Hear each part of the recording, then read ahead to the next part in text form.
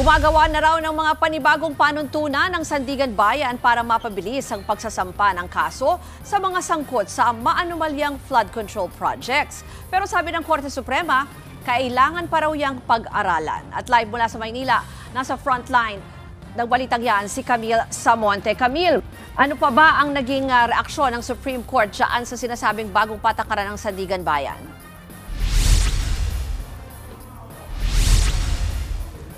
Ruth, pag-aaralan daw ng Supreme Court en banc yung plano nga ng Sandigan Bayan na bumuo ng bagong alituntunin sa korte. Yan ay para mapabilis ang paglilitis sa mga masasakdal kaugnay ng flood control scandal.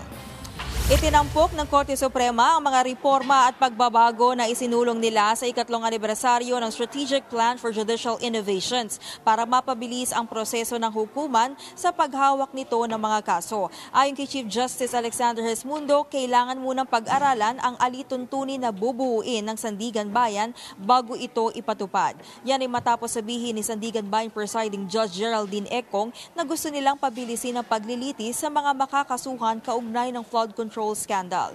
Sabi naman ni Senior Associate Justice Marvic Leonen, kailangan pa ring manatiling patas ng mga korte na hawak sa mga maisasampang kaso at matiyak na maipresenta ng maayos ang mga ebidensya laban sa mga isinasangkot sa anomalya.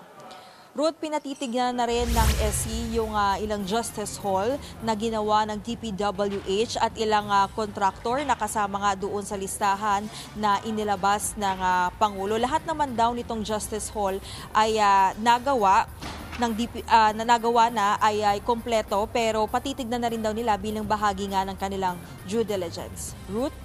Yan po ang Express Report ni Camille Samonte mula sa Maynila. Mga kapatid, Ruth Cabalco, para sa mabilis na pasada ng mga balitang dapat niyong malaman, mag-follow at mag-subscribe sa social media pages ng News 5.